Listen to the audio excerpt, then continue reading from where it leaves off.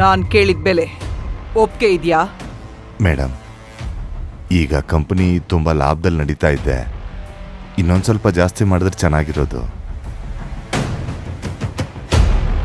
ನಾನು ಆಲ್ರೆಡಿ ನಿಮ್ಮ ಕಂಪ್ನಿಗೆ 2ರಷ್ಟು ಬೆಲೆ ಹೇಳಿದ್ದೀನಿ. ನಿಮ್ಮ ಕಂಪ್ನಿಯಿಂದ ನನಗೇನು ಲಾಭ ಇಲ್ಲ. ನನಗದು ಬೇಕಾಗೂ ಇಲ್ಲ. ನಾನು ಬೇರೆ ಯಾವುದೋ ಕಾರಣಕ್ಕೋಸ್ಕರ ನಿಮ್ಮ ಕಂಪ್ನಿನ ತಗೊಳ್ತಾ ಇದ್ದೀನಿ.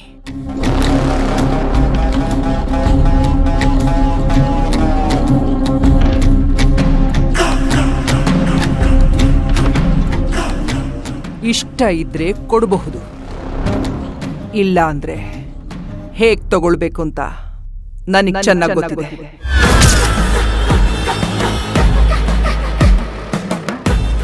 ಮೇಡಮ್, ಸರಿ ಮೇಡಮ್, ನೀವೇನು ಹೇಳ್ತಿದ್ರೆ ಹೇಳಿ ಮೇಡಮ್. ಗುಡ್. ಆದ್ರೆ ಒಂದು ವಿಷಯ,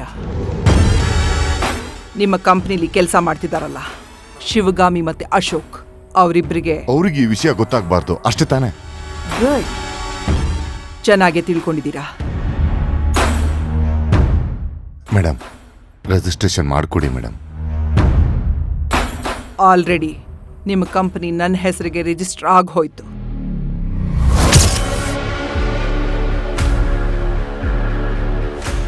madam,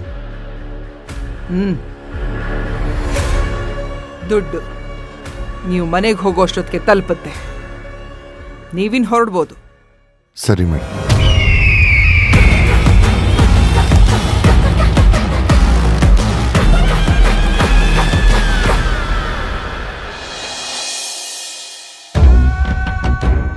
sir, may I come in? ಆಯ್ತು, ಒಂದು ನಿಮಿಷ ಮಾಡ್ತೀನಿ. ಓ, ನೀವಾ? ಬನ್ನಿ.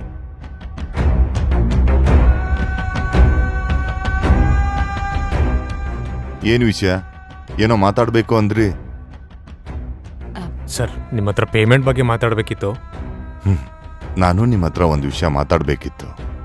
ಇನ್ಮುಂದೆ ನನಗೂ ಈ ಕಂಪ್ನಿಗೂ ಯಾವುದೇ ಸಂಬಂಧ ಇಲ್ಲ.